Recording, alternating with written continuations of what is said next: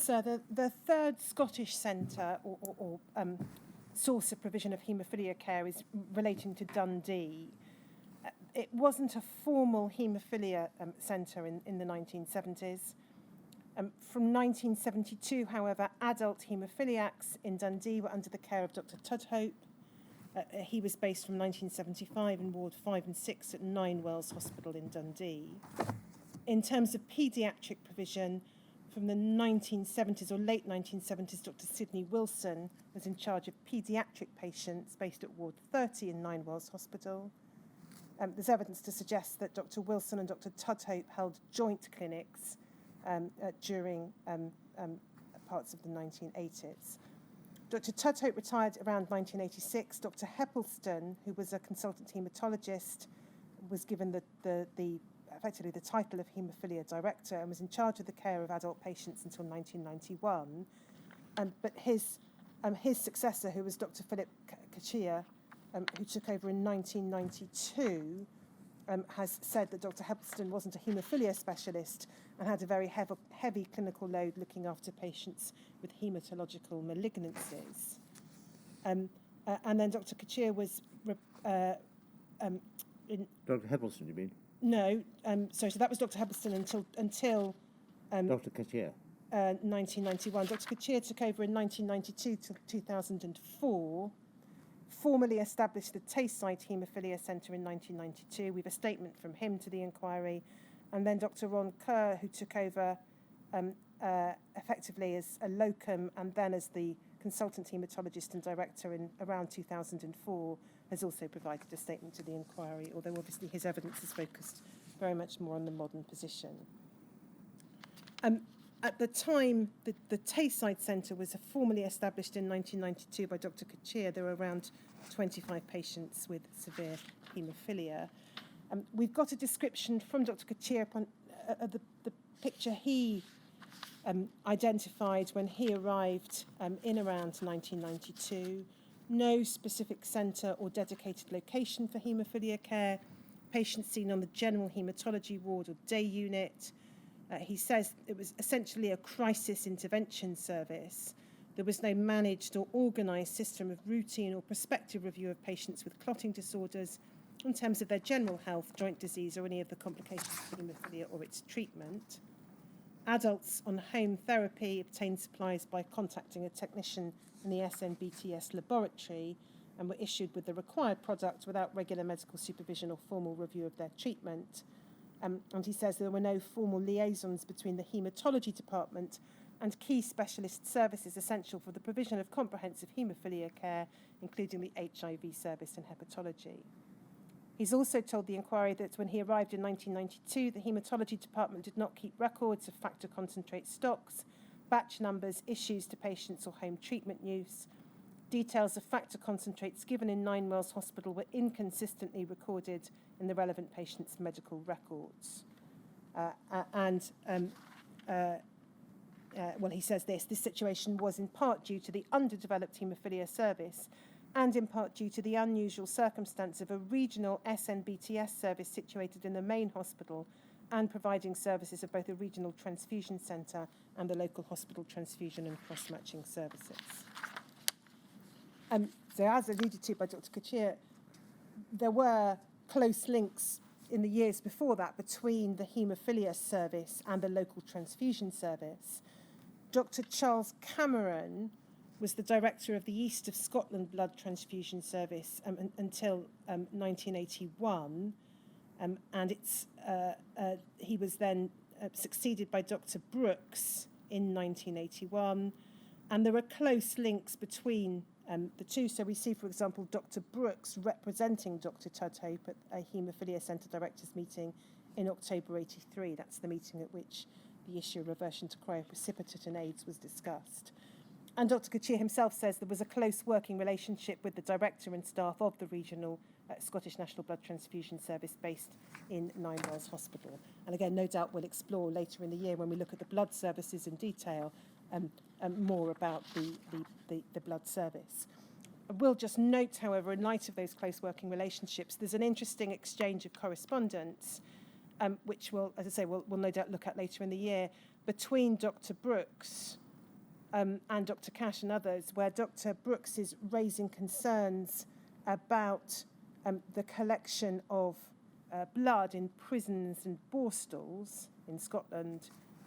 And she provided a witness statement to the Penrose inquiry when she explained that her concerns about the use of blood from prisons was based on her experience in the 70s working in London.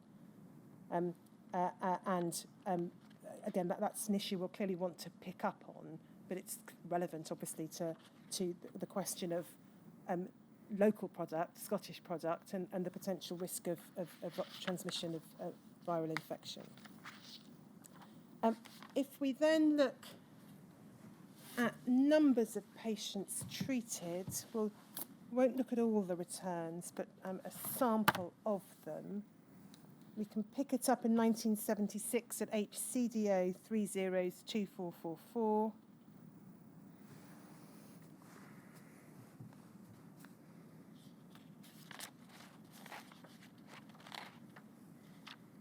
So this is the 1976 return. It's described here as the East of Scotland Haemophilia Centre. It's Dr. Toto identified as director.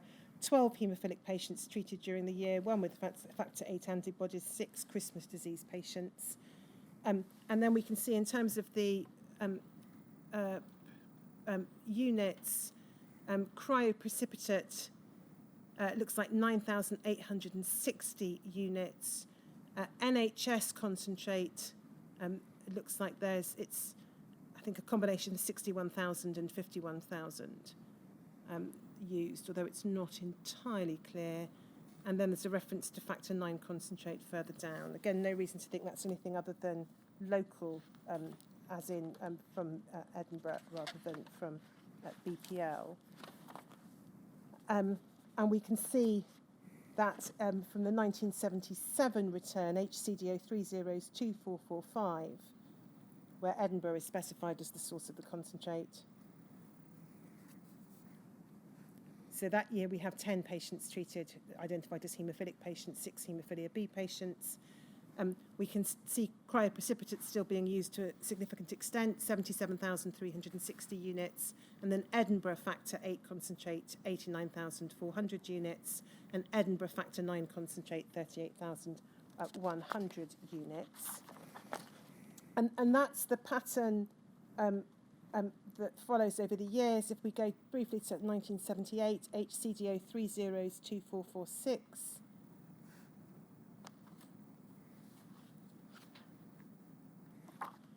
We can see the amount of concentrate in relative terms reducing, and more treatment being by reference to the Edinburgh concentrate. So it's 46,960 cryo and 86,000 Edinburgh factor VIII concentrate, and then again factor IX concentrate, 61,800. If we then look at 1980, HCDO 302448.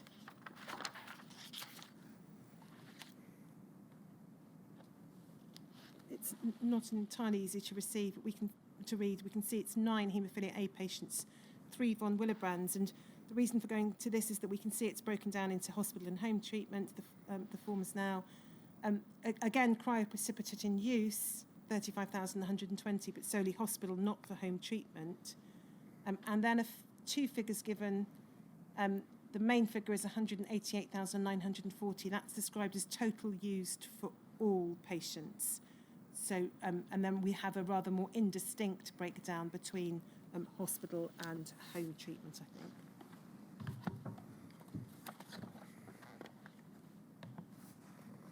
I think. If we go to 1981, HCDO 302449.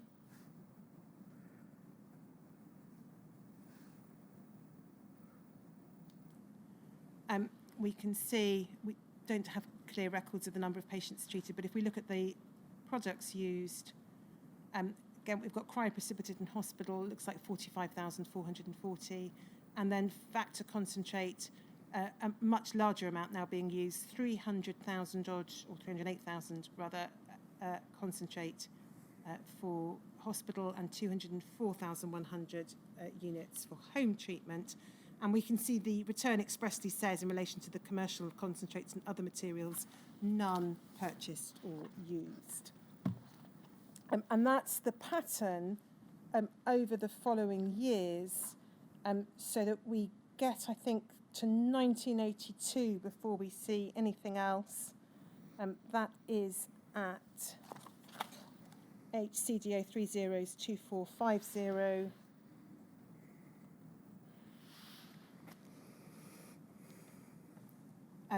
Again, we see it's cryoprecipitation, NHS concentrate, and then the only other product is Hepatitis C, purchased from Spaywood, 22,750 units. And then the remaining returns for 83, 84 show only the use of Scottish concentrates and cryoprecipitate. 85 shows only Scottish concentrates, no cryoprecipitate. And the number of patients treated ranges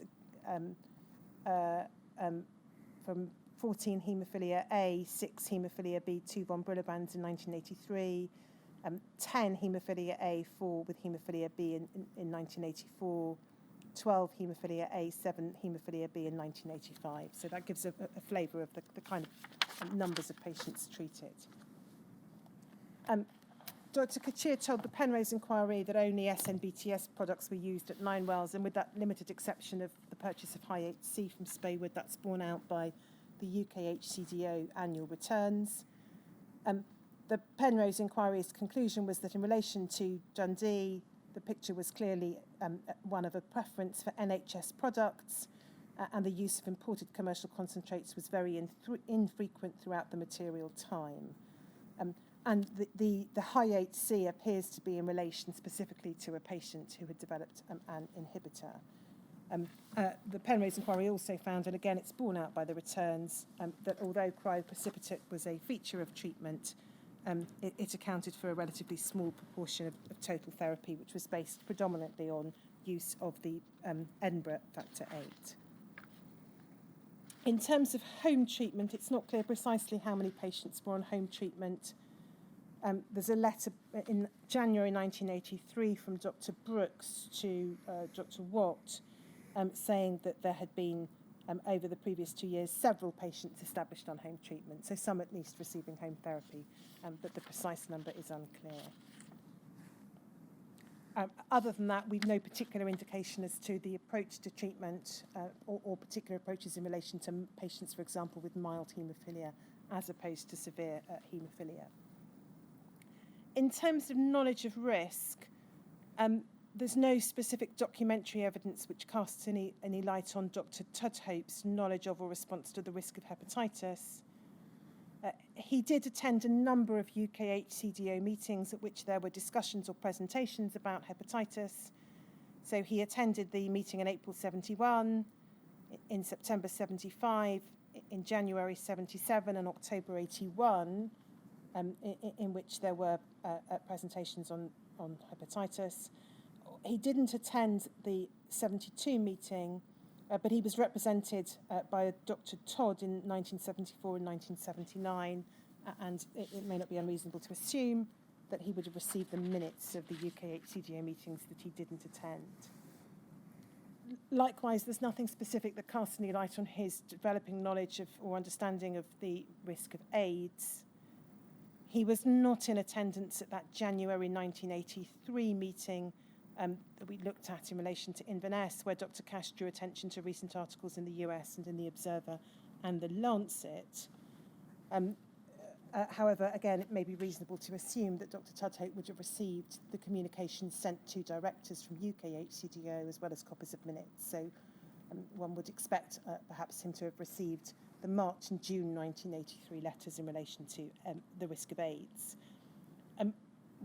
The Penrose report refers to Dr. Peter Foster of the PFC giving presentations in March 1983 to clinicians and haematologists in Edinburgh and Dundee on the issue of AIDS, and we may be able to hear about that at later hearings firsthand from Dr. Foster.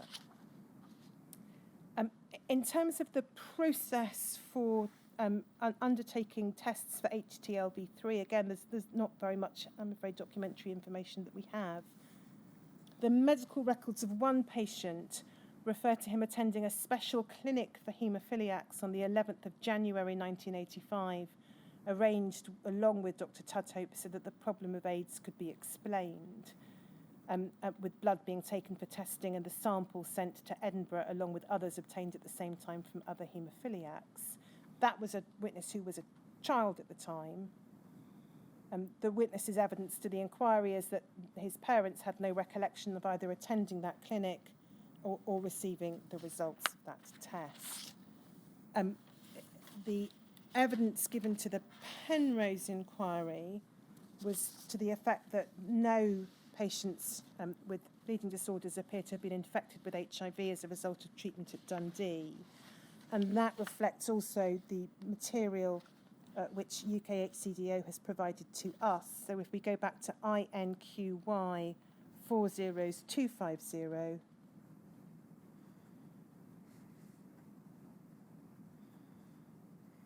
we go to the last page, we can see 5 lines up from the bottom, Centre 161 Dundee, and the figure that UKHCDO have provided to the inquiry is 0 cases. Dr. Kachir, in his statement, has explained that during his time as director, the centre did care for one haemophiliac patient with HIV. That was a patient who'd been treated and diagnosed with HIV, so treated for their haemophilia and diagnosed with HIV at a different centre before transferring to Dundee. Dr. Kachir has provided the inquiry, however, with information about the process for testing for hepatitis C.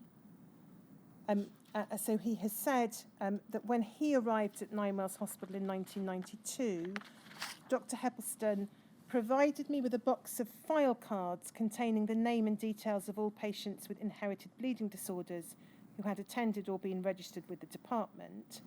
Dr. Heppelston also had a list of around 30 of these patients whose stored serum had been tested for HCV antigen when the first test was introduced in 1991. From memory, around 25 of these patients had tested positive. The evidence would suggest that there were stored samples, those stored samples had then been tested in 1991.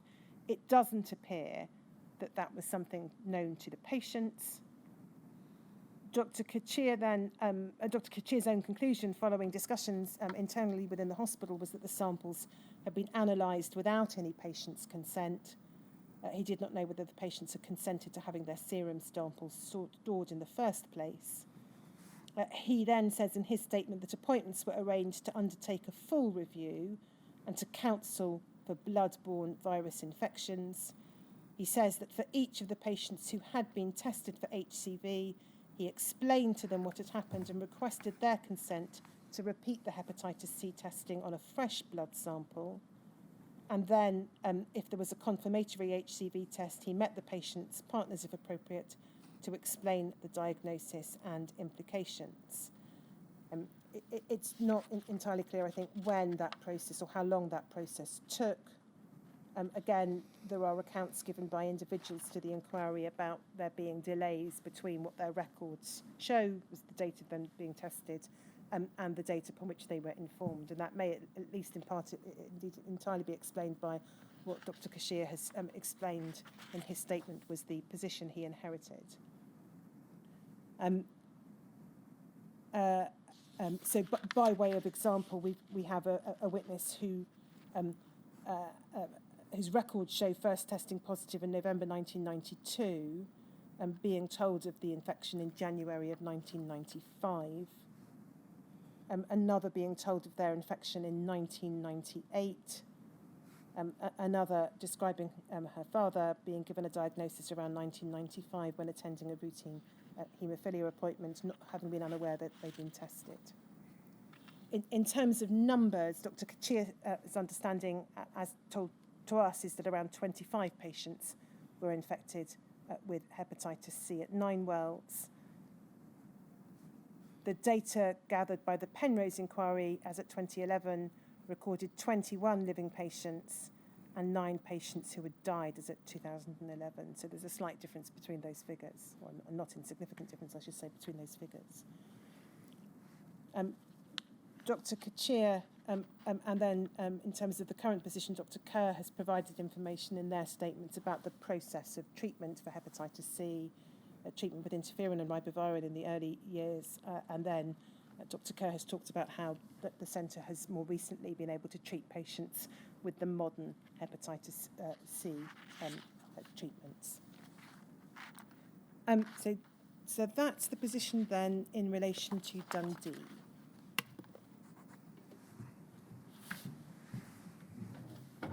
I'm going to move next to Bristol. In light of the time, I think it's reasonable to complete Bristol, but to continue then to look at Truro and Southampton will result either in sitting very late or compressing both of those centres into a speedier presentation than they merit. So it might be wiser to finish at Bristol today. And then I'm afraid, and again, apologies to anyone listening with a particular interest in those centres, but Truro and Southampton, along with Cambridge, Norfolk and Norwich, may have to await a later hearing. Yes, well, I think it is only right that we should hear about them in appropriate detail. And we don't want to rush that. That would be far greater an insult to those who've been waiting to hear today than it would be for them to have to wait, in my judgment. So that's what we'll do. And so certainly the presentation notes themselves have been disclosed to at least to core participants and legal representatives, so that the information in them is already available. Yes. So Bristol then, the Bristol Haemophilia Centre effectively straddles two hospitals, two haematology departments, the Bristol Children's Hospital and the Bristol Royal Infirmary. Sometimes they're collectively referred to as the Bristol Centre, sometimes they're talked about as the Children's Hospital being an associate centre of the Royal Infirmary. In terms of directors, at the Royal Infirmary, Dr. Raper was director from 1968 to 76, and he was then succeeded by Dr. Scott, who held that position until 2000. At the Children's Hospital, Dr. David Berman was in post from 1978 until 1987, and both Dr. Scott and Dr. Berman were invited to UK CDO meetings, although looking at the minutes appears in practice it was usually one or the other who would attend rather than both. And then Dr. Helena Daly was Senior Registrar in the Hematology Department at the Bristol Royal Infirmary from 1979 to 1985, and we have a couple of witness statements from Dr. Daly, whose evidence will also be relevant when we look at the later hearing at Truro. So Bristol sat within the Oxford Haemophilia Centre Supra region, and there were minutes of the Supra region Haemophilia Centre Directors and Blood Transfusion Centre Directors meeting, for example, in June 1978, when both Dr. Berman and Dr. Scott attended.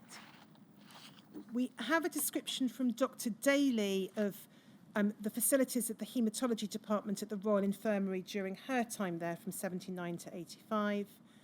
She describes a comprehensive clinical and laboratory haematology service, so that's an overall haematology, not uniquely haemophilia service. She says there was a well-equipped laboratory, a designated haematology day unit, and inpatients cared for in a ward shared and within what she describes as the professorial unit. And she's given information about the haematology staff. So as well as Dr. Scott as consultant, there were two registrars, of which she was two senior registrars, of which she was one registrar, rotating senior house officers and various nurses. But again, those do not appear to have been dedicated to haemophilia, but to haematology services more generally. In terms of decisions about treatment policies, Dr. Daly's recollection was that Dr. Scott was responsible for product selection both at the Royal Infirmary and effectively at the Children's Hospital. And if we go to WITN 4685002.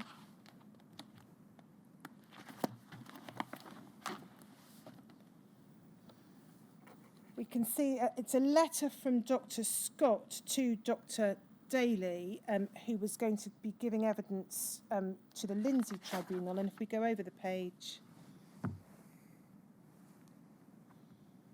we can see Dr. Scott setting out his recollection there. He says, I confirm that I was the director of the Bristol Haemophilia Centre based at the Bristol Royal Infirmary and Bristol Children's Hospital in 1984. I remain in this post at the present time. I was not and never have been a director of the blood transfusion service at Bristol. It was always my policy to use plasma-derived products from English and Welsh donors, which were fractionated at the NHS-managed blood products laboratory at Elstree, in preference to commercial products. Scotland had its own blood transfusion and blood products service.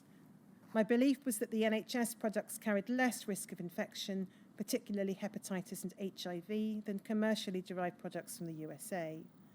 Allocation of these products was determined by the amount of plasma which was collected by each regional blood transfusion centre, and as the Bristol Centre serving the South West Regional Health Authority had a very good record for plasma collection, our allocation was above average. Nevertheless, it was not sufficient to cover our needs, and therefore commercial blood products had to be purchased to make up the deficit. Priority for NHS products was given to children and adults who had previously received little treatment and were known to be hepatitis and HIV negative. I think that my decision was justified by the fact that the incidence of HIV infection amongst haemophiliacs in Bristol was lower than in many other parts of the country. In late 1984, heat-treated commercial products became available, but not in sufficient supply to provide our needs. The first heat-treated products were received at the Bristol Haemophilia Centre in December 1984. There was discussion amongst Haemophilia Centre directors and also by the Hemophilia Society, although I do not have documentary proof available, about whether heat-treated commercial products were preferable to NHS products. The efficacy of heat treatment had not been fully established, and it was believed by many physicians dealing with haemophilia that NHS concentrates, although not heated, were preferable. Heat-treated NHS Factor VIII became available in March 1985, although our quota was not sufficient to meet our needs. It was the policy to give heat-treated NHS concentrates to children and mildly affected adults who had not received much treatment previously. We continued to use non-heat-treated NHS product and also heat-treated commercial product. In August 1985, all the NHS product was heat-treated. We were asked to return all non-heat-treated product. We did not keep a large stock, and nor did any patients, but all the patients were asked to return their non-heat-treated product, and it was replaced. The non-heat-treated product was returned to Elstree. Our allocation was still not enough to meet our needs, and therefore commercial heat-treated product was used as well. In October 1985, the new NHS intermediate purity heat-treated product 8Y was introduced, and from that time it became our major treatment product, and commercial factor 8 was gradually withdrawn. Top of the next page. NHS factor 9 has always been used in the centre, and the supply has always been adequate so that there's been no necessity to purchase commercial product. At the end of October 1985, heat-treated factor 9 became available from Elstree. All non-heat-treated was withdrawn, and patients were asked to return their non-heat-treated material. So that's Dr. Scott's account as at June 2000.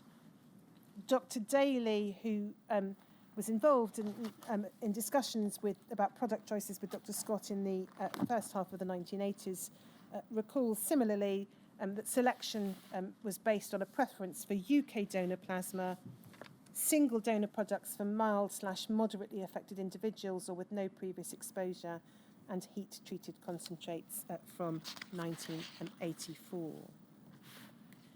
Going back a little further in time, we can see Dr. Scott voicing concerns about the supply of products in 1975.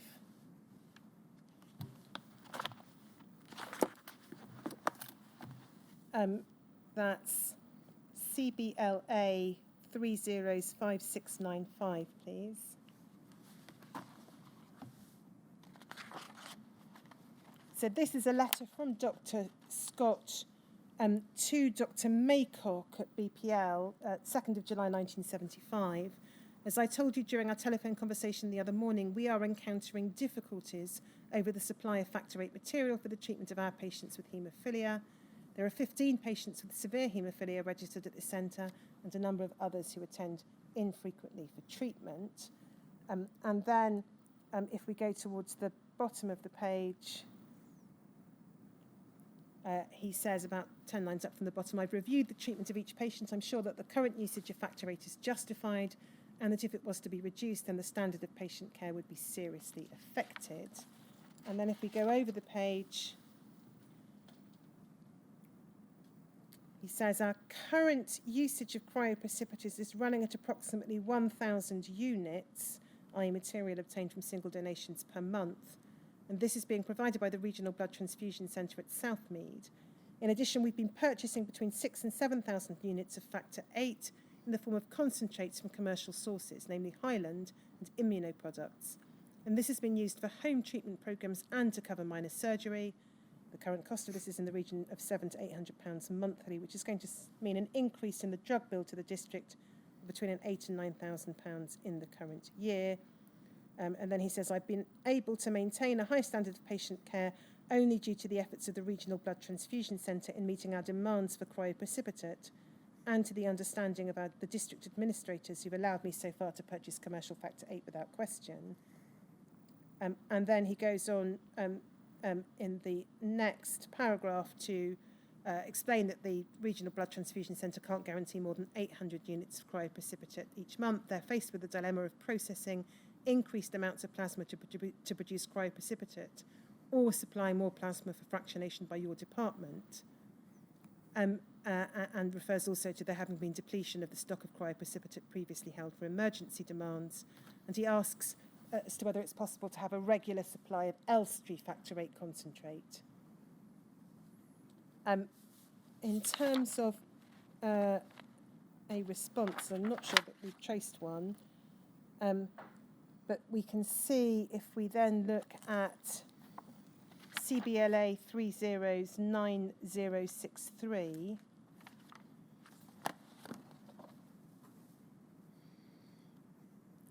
later that same month, Dr. Tovey of the Regional Transfusion Centre wrote to Dr. Maycock, referring to a letter from Dr. Maycock, and says, Dr. Scott has undertaken to restrict the amount of cryoprecipitate being transfused to haemophiliacs at the Bristol Royal Infirmary to a lower figure and to use more haemophil in an emergency. As a result of this, we're planning to step up the amount of fresh frozen plasma we send you to about 100 to 120 packs per quarter. So it doesn't appear as though Dr. Scott's request resulted in his desired answer. It seems to have resulted in less use of cryoprecipitate, and then the plasma was going to be used then to try and provide, to enable the transfusion centre to send more plasma to BPL. But in terms of treatment for those with haemophilia, the gap was going to be filled with haemophil.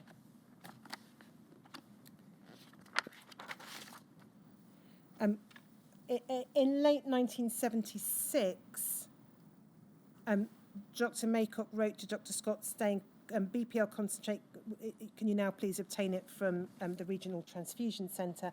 And that appears to be in the practice thereafter. And that's Dr. Daly's recollection too, that commercial concentrates would be purchased by the Bristol Royal Infirmary's hospital pharmacy, but that the BPL products would be distributed via the Regional Transfusion Centre.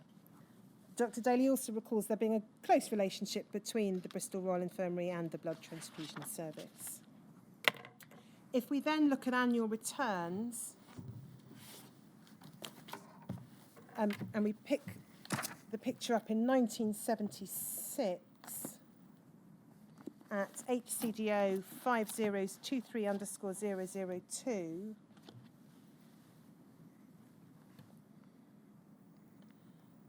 we can see number of patients treated, 39 haemophilic, 7 Christmas disease. And then we can see substantial usage of cryoprecipitate, 442,680 units, NHS concentrate, 132, looks like there might be 500. But then a range of different commercial products being used. Propylate, factor VIII, coate, haemophil, and cryobulin all being purchased in the quantities there set out. And that's the picture which to some extent continues. So if we look at the return for 1978,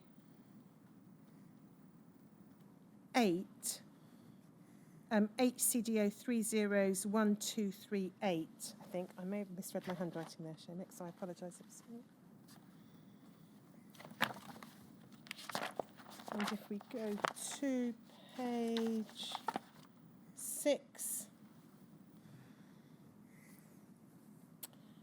we can see their annual return for 78, 36 haemophilic patients, 6 Christmas disease patients.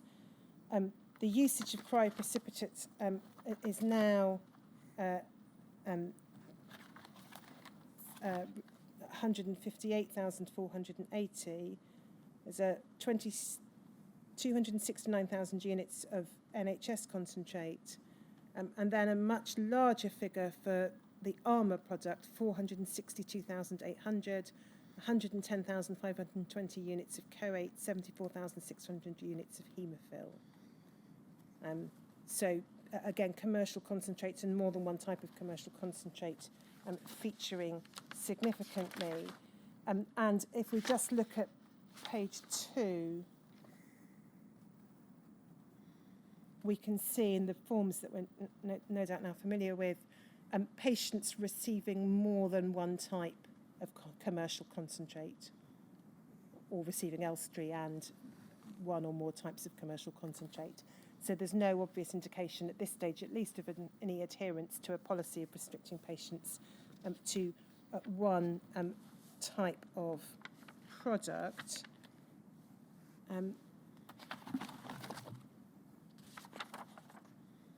In 1978, if we go to BPLL 30s 9270 _006,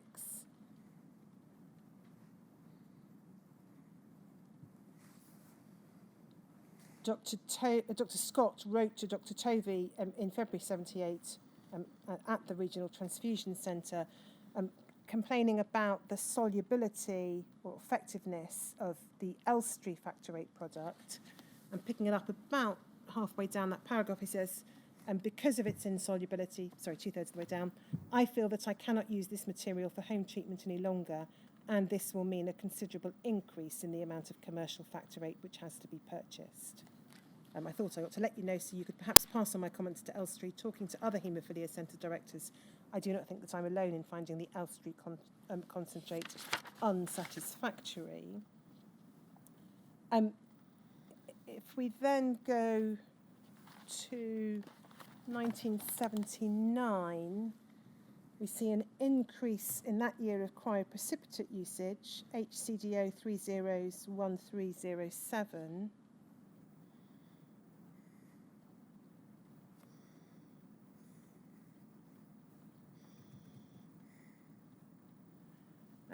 So we can see cryoprecipitate 258,970 units, NHS concentrate 171,720, and again we see a range of commercial concentrates being used: Propylate, Factor VIII, CoA, and Hemophil, in relatively large quantities, in particular the CoA, 247,870, and then again. If we look at page 7, we can see there an indication that there are some patients, and it's not true for by any stretch of the imagination for all, but patients receiving a range of more than one type of concentrate. In fact, we've got one patient there we can see being treated with cryoprecipitate, Elstree factor VIII, Propylate, factor VIII, CoA, and Hemophil in the course of 1 year. Around this time, and according to Dr. Daly, home therapy was being commenced at the Children's Hospital by Dr. Berman for children with severe haemophilia and regular bleeds from about the age of 4. The indication is that was using BPL products. Cryoprecipitate, Dr. Daly says, was considered impractical for home therapy.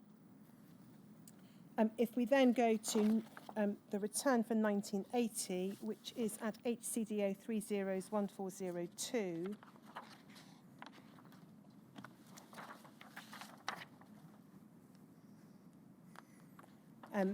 We've got numbers of patients treated, 31 Haemophilia A, 4 von Willebrands, and then if we zoom in a little closer to the figures, we can see cryoprecipitate still in usage in hospital, 250,400. NHS concentrate an increase, and so a significant amount being used for home treatment, 227,550. But then again, a range of commercial concentrates in use for home treatment. So Profilate, 179,000 plus, Factorate, just under 60,000, Coate, 66,990, Cryobulin, just under 50,000, and 72,000 units of Spavix Humanate. And then in relation to 1981, which is HCDO 301500,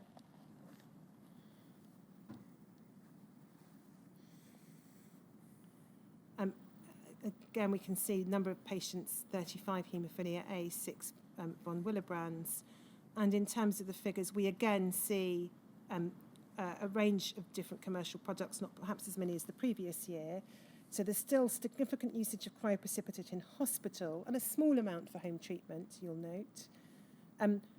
A significant amount or larger amount of NHS concentrate used for home treatment, so 452,647, but also significant amounts of Profilate, Coate being used for home treatment, and then Cryobulin and Humanate also being used for home treatment.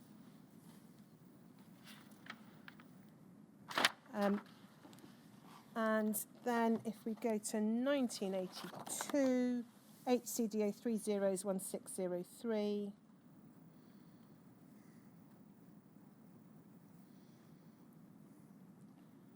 we can see that figures in terms of usage there set out. So again, there's a increase in the amount of NHS concentrate being used, 562,956 for home treatment, but still reasonably significant amounts of commercial concentrate, particularly Coate being used, so 246,590 units of Coate, and then a smaller amount of Cryobulin and 65,000 plus units of Profilate being used.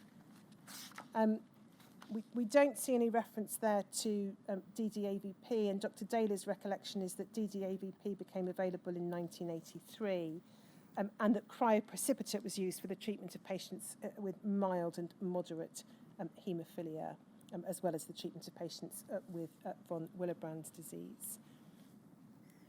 You'll recall so the evidence of Mr. and Mrs. Turton about the treatment of their son, Lee, being switched from cryoprecipitate to NHS factor concentrate in 1982, apparently because cryoprecipitate was not available. But it is apparent that there were substantial quantities of cryoprecipitate available to the centre. If we look at DHSC 301313,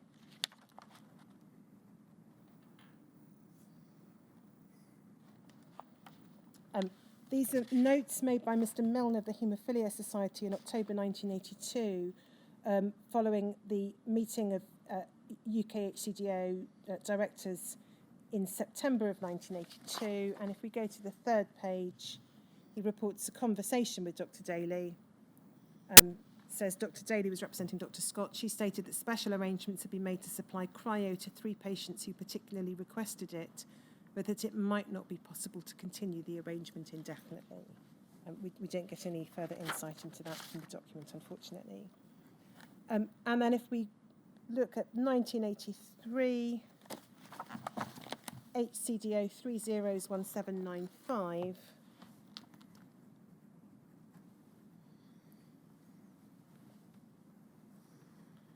we can see cryoprecipitate used in hospital and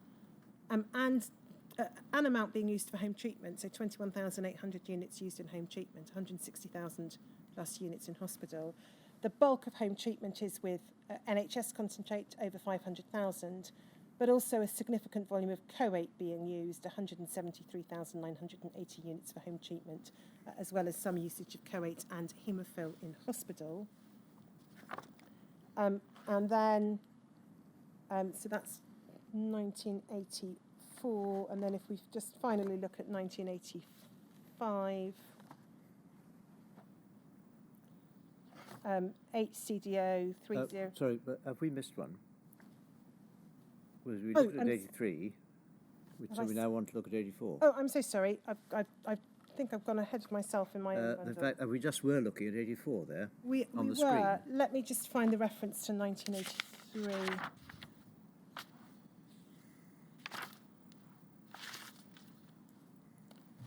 Can we try HCDO 301603?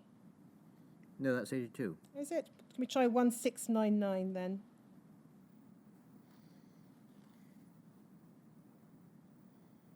Here we are. Thank you, sir. 48 haemophilia A patients. So we can see this is representing both the Royal Infirmary and the Children's Hospital. 48 haemophilia A patients, 9 von Willebrands. And there we have cryoprecipitate, NHS, and coate as the 3 products used in that year. Now that records a significant amount of cryoprecipitate used for home treatment, so nearly 119,000 units, as well as usage of cryo in hospital. The main product for home treatment is the NHS concentrate, nearly 438,000, but also significant usage in hospital. And then also a substantial volume of coate, 155,000 used for home treatment. And then I should say the picture in relation to von Willebrand is fairly consistent across the years. It's cryo and or NHS concentrate. And I haven't looked at the haemophilia B figures, but again, it's NHS factor 9 concentrate that we see being used. So sorry, that's 1984. No, that's 1983. And then we had 1984. And we had 1984. And then if we just go to complete the picture to 1985, HCDO 301887.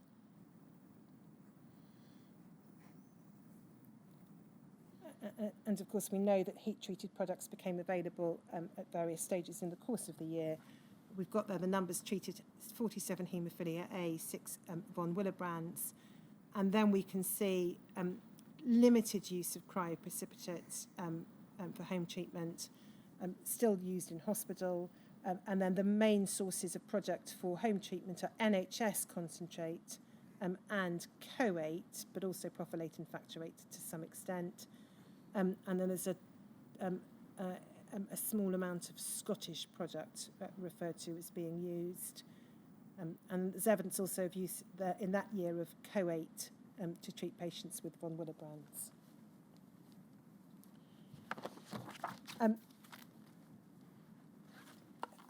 We'll look at the articles that were authored by Dr. Daly and Dr. Scott in a moment, but in one of a 1985 article authored by Dr. Daly and Dr. Scott, they refer to a growing reluctance by patients in 1983 to use commercial concentrate. And of course, that may be tied in with what we know about the Bristol patient, which I'll come on to shortly. Well, as you've been setting out the figures, I've been drawing up a very rough, and it may not be entirely accurate because it's been done pretty quickly, idea of the proportion of the when factor VIII concentrate has been used, the proportion which is NHS and the proportion which is commercial. And it has been pretty well throughout until 1981, 3 times as much commercial as NHS. And then the NHS starts off to be a slightly higher proportion, 2 parts to 3. And then, in 1982, the NHS is in greater quantity than the commercial, which may fit with what you've just described from the literature. 1983, the high point, I think, roughly 3 times as much NHS as commercial. 84, I make it about 5 to 2 in favour of NHS. 85 dropping off a bit. But that's the rough proportions. If someone can check those, because they may not be accurate we will proportions, do so, but they're very broad to get an idea of the proportion which is used, which may be an easier way of looking at it at the moment than simply trying to remember figures. Yes. In due course, as you've said, you're going to provide this graphically. We will. I should just say, in relation to use of DDAVP, there is some contemporaneous documentary evidence to support Dr. Daly's recollection of DDAVP being used from 1983, because she wrote to Dr. Bloom about DDAVP and received a response in July of 1983 encouraging its usage. There's also some evidence in relation to heat-treated products to show that Dr. Scott entered the trial of heat-treated factor VIII in the spring of 1984. If we then turn to the issue of knowledge of risk, Dr. Scott was a regular attender of UK HCDO meetings.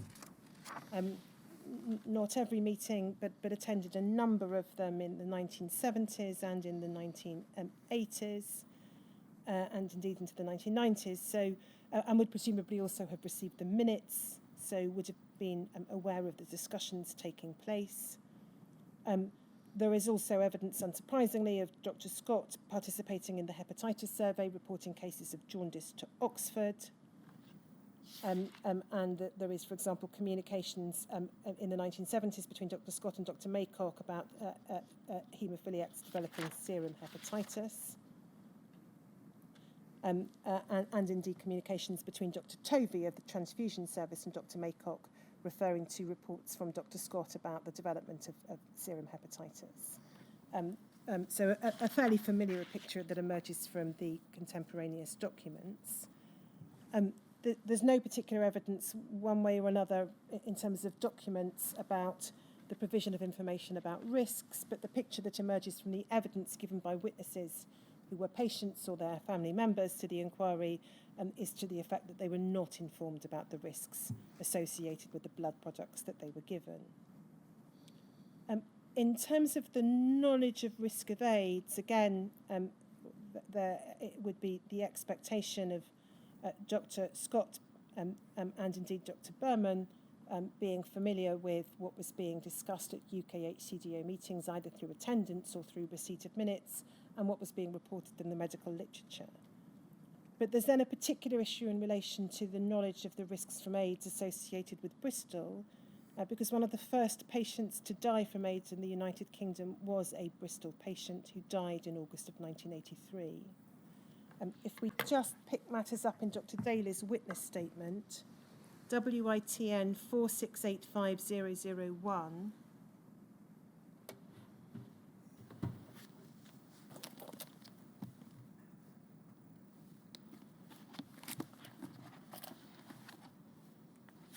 and if we go to page 32,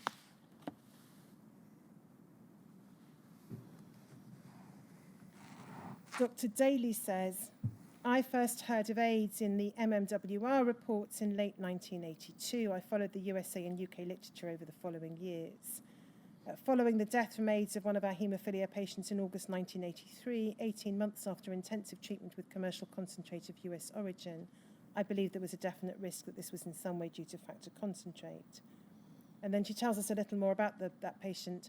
At the time of his acute illness in January 1981, having excluded other causes, I thought it was an acute viral infection related to factor concentrate. In May 83, we suspected AIDS. My consultant identified a histopathologist who was immune to hepatitis B and who kindly agreed to do a post-mortem which confirmed the diagnosis. Subsequently, my consultant had to insist on the report being published in The Lancet after it was initially rejected. And by the end of 1984, we had results of HIV tests on patients at the BRI and learned that many of our patients, mainly those who had been heavily treated, were HIV positive. And there were two publications to look at. If we look first of all at the publication relating to that specific patient, it is at PRSE 304509.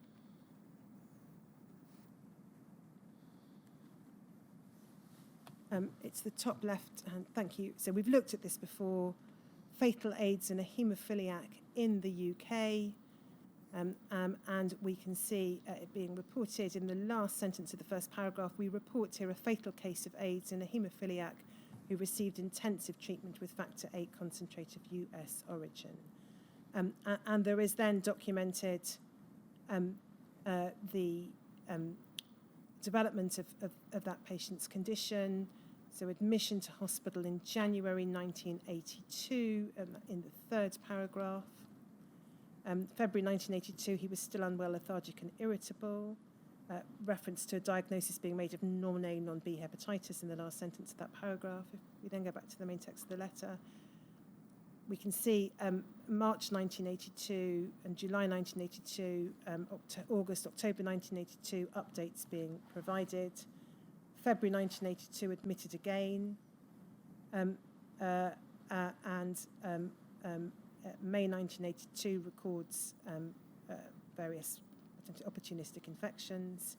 If we go back to the full page, we can see top of the page, they say at this time AIDS was suspected, and then we can see below the table an account of the patient's illness and deterioration in the course of August of 1983, resulting in the patient's death. If we look then towards the bottom of the page, last paragraph, our patient became unwell and remained so until his death 18 months later, a few weeks after receiving treatment with a large volume of commercial factor VIII concentrate of North American origin over a short period of time. This was his first exposure to a commercial product. It seems highly probable that the development of AIDS and hepatitis B and non-A, non-B hepatitis was related to this treatment. This case provides further evidence for a link between exposure to blood products and AIDS. And that was authored by Dr. Daly and by Dr. Scott. If you go back to her witness statement, she suggests the patient began treatment in 81. It looks like it should have been January 82. But the 18 months doesn't make sense because it's plainly the same patient. Yes. And so it must be January 82. Yes, I think so. And then we can see, if we look at a second publication later in time, but it tells us about what was happening in Bristol in the course of 83. It's at GLEW 40677.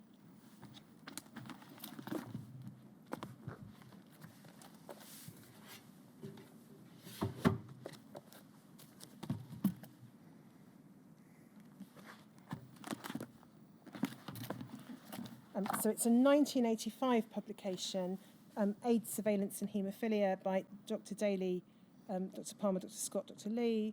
But we can see from the date it was a publication received the 2nd of April 1984. And it refers in the summary, we suspected a patient attending our haemophilia centre had developed AIDS, and therefore immunological evaluation was performed on 43 patients with haemophilia and von Willebrand's disease attending the centre. And if we look further down the page, under the heading Patients, it says 43 patients, 35 male, 8 female, aged 13 to 78, attending the Bristol Haemophilia Centre, was studied between May and October 1983.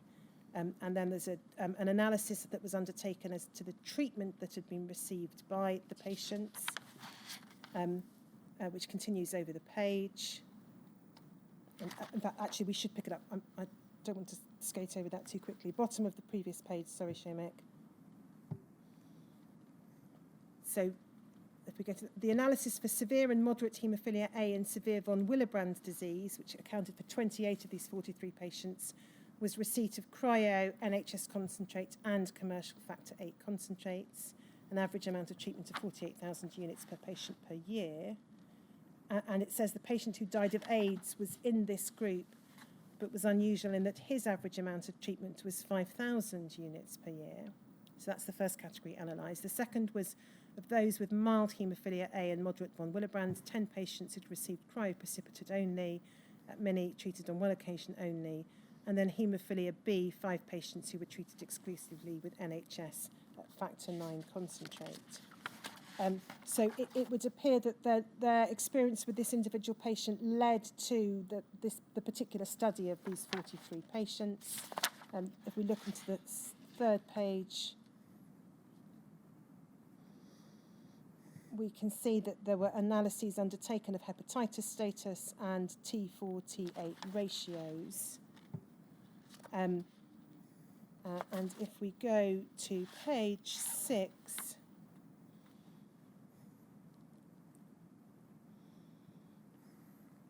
there's then a discussion. Sorry, just pausing there. I should say what's not clear as to what extent any of the patients were aware of these studies being undertaken.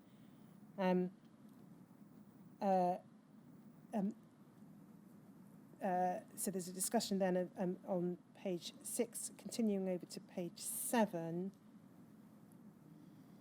So it sets out details in relation to T-cell findings, lymphopenia, and other immunological abnormalities.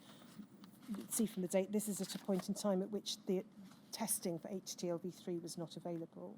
And then if we look on page 7, the last main paragraph, 13 other patients received treatment from the same batches of concentrate as the index case. So far, none of these patients has developed AIDS, although 3 have suspicious features.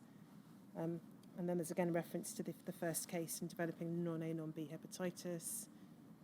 We think the important reasons why our patient developed AIDS were the administration of a large volume of a contaminated batch of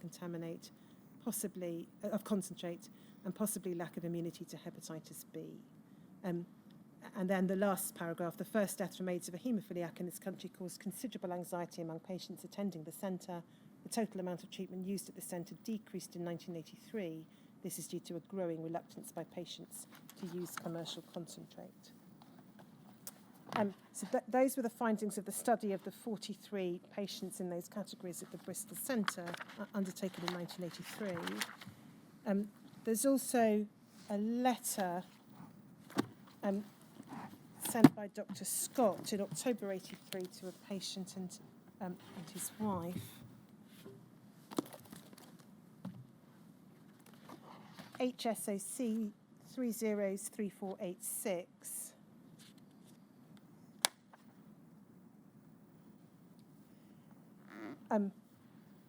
It's dated the 3rd of October. It's not clear whether this was simply sent to these recipients because of concerns they'd expressed, or whether it was a wider communication. But it says, as I'm sure you know, one of the patients attending the Bristol Haemophilia Centre has recently died of AIDS. The cause of this condition is still unknown, but there's evidence to suggest it's due to an infection which can be transmitted by blood or blood products. There is reason to believe that the source of infection in this case was imported factor 8 concentrates, but this is not proven, and it cannot be said with certainty that these were the source of infection. I can understand that you are extremely worried that you've contracted a similar condition by using imported blood products. However, I would like to make it clear that the risk of this is extremely small. Thousands of haemophiliacs in Europe and America have been treated with factor 8 concentrates for over 10 years, and the number of reports of AIDS have been extremely small.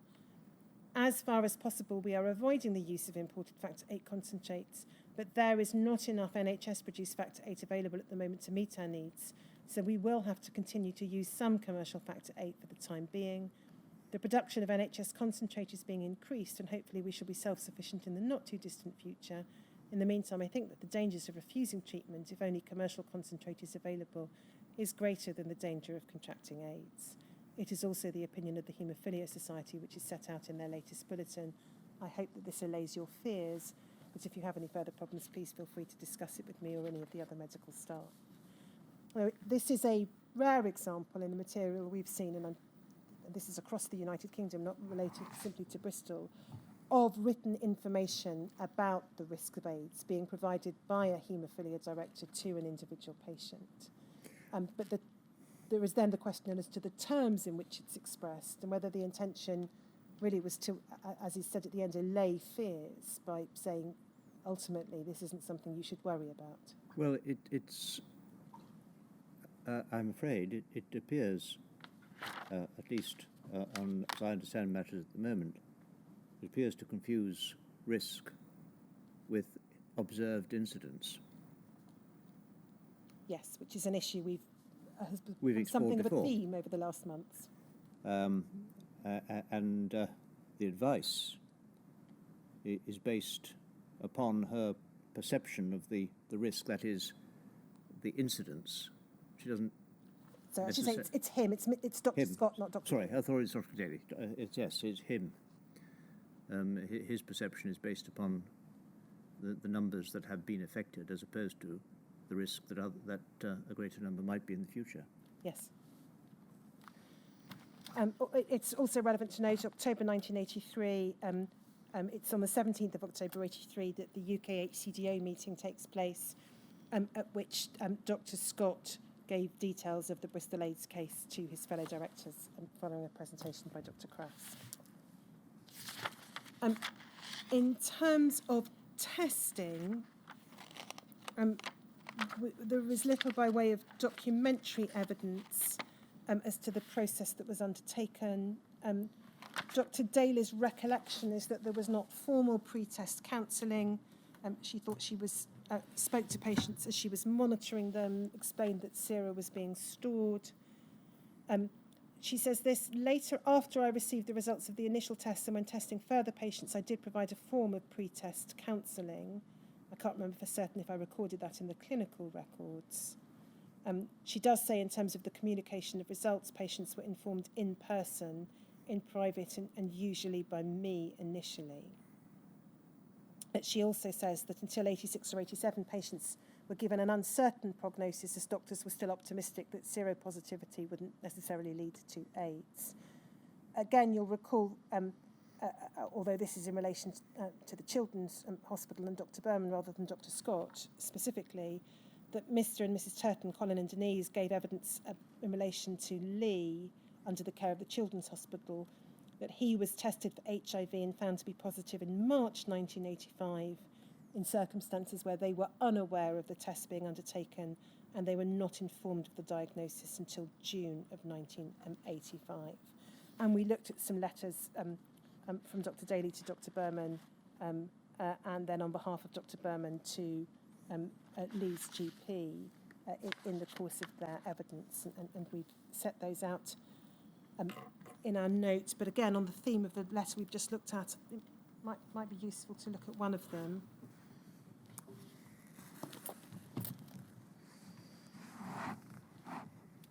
WITN 1575010.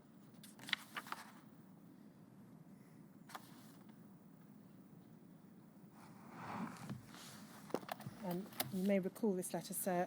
So it's from Dr. Donaldson, Senior Registrar, to Dr. Berman, dated the 14th of June 1985 to the GP. It refers to having seen Lee's parents following a report from the laboratory that he was HTLV3 positive. And if we look at the fourth paragraph, it says the chance of Lee developing AIDS is therefore extremely small, and I stress this to his parents. So again, we have Dr. Scott's letter where it might be said to be over-optimistic in terms of the risk of being infected, and then here what might be said to be over-optimism as to what the implications of a positive test result were.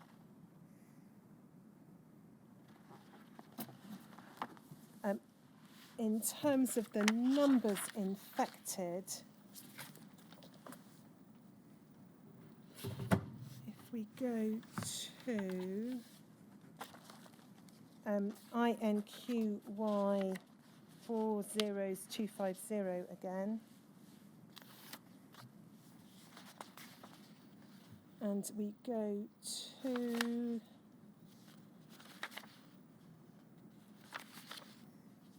of course I cannot now find Bristol when I need it.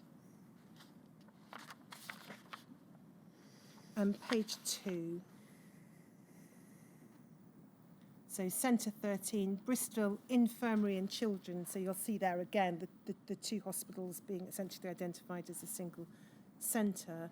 And the figure given provisionally by UKHCDO to the inquiry is 13.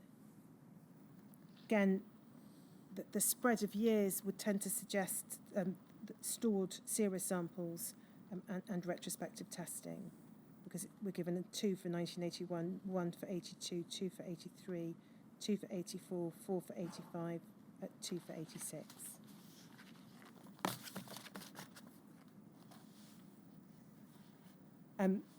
So that's the currently available evidence in relation to HIV infections.